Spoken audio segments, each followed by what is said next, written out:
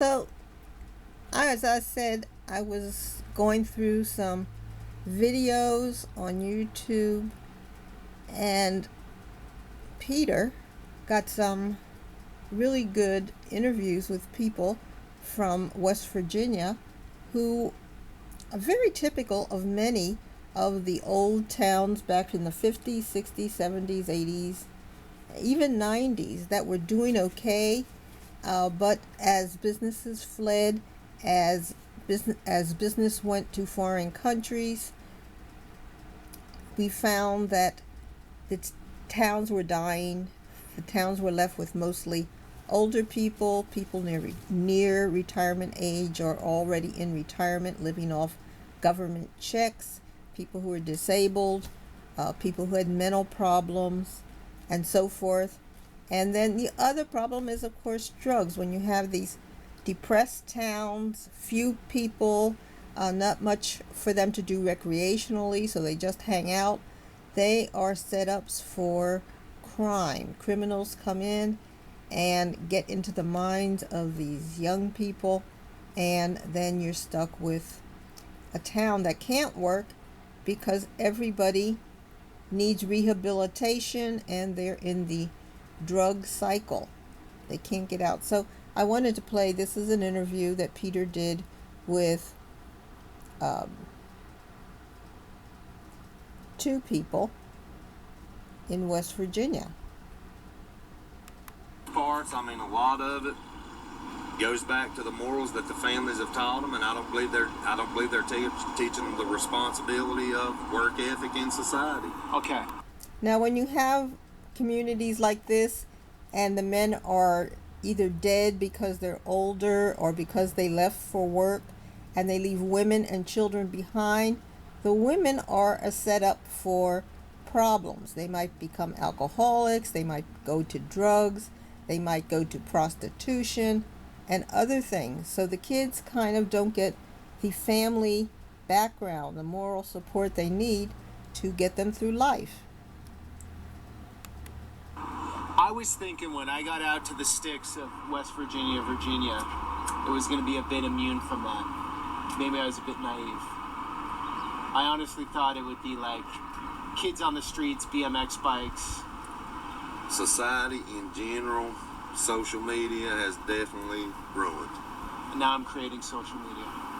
But these are long-form videos. The kind of social media you're doing, though, if people look at it and understand it, maybe they'll let their kids get out, and kick rocks, play kickball. I mean, right. Something besides just. Except this one you have working. She says she's on it. We have a very. They're content with being what they are, What is it right now? Fentanyl?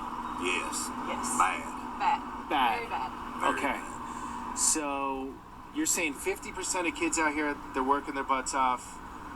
Oh, I don't want to call you a kid. Sorry. How old are you? 18? I'm 20. Had to do it, and then I went home, and I worked from the time I was 16 until now. Yeah. So, and I'm actually getting ready to graduate college with my associate's degree in criminal justice. Nice. So, Been here since you're 16. Been here since I was 16. Congrats. Thank you. That's cool. And it was kind of hard. Now, are you going to pull over your manager when he's speeding now? Maybe, yeah. He was getting pulled over a lot, I can tell you that much. And it was harder for me to stay away from it in my generation because everybody was smoking marijuana, which is completely nothing anymore. You would be amazed at But as far what you can walk into a store and buy now. And it's changed that much in 5 years? Yes. The drugs are growing rapidly in this little small community. I hate to and admit it got even worse after COVID. It did, because everybody was just isolated and you had nothing else to turn to at that point, or at least that's what they thought. But make more money at home than they work to get out and work. So it was during COVID that people saw the biggest change recently in the downturn of these cities. People were isolated, they were in their homes. People found they could make more money as OnlyFans, showing their bodies to selected people on the internet or doing other things on the internet. And people decided they didn't want to work. And then they were able to also, because they were isolated, they were connecting with people to get a hold of drugs, and they were just zoning out on drugs, became addicts, and now they are probably lost for, decades, if not permanently. So, COVID, that was during the Trump years, and not providing a way for people to take care of themselves while they were being fed full of fear about COVID. COVID did not affect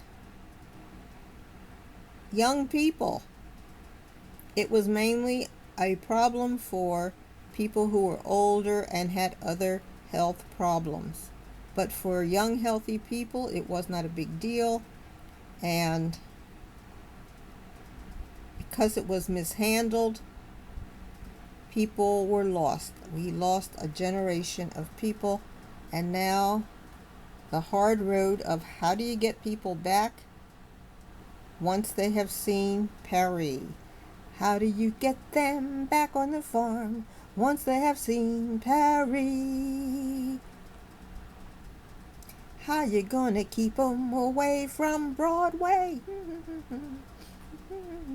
Oh, how you gonna keep 'em back on the farm after they seen Paris? Yeah. This is true. Yeah, this is true. At Mint Mobile. So, what do you think? Like and subscribe.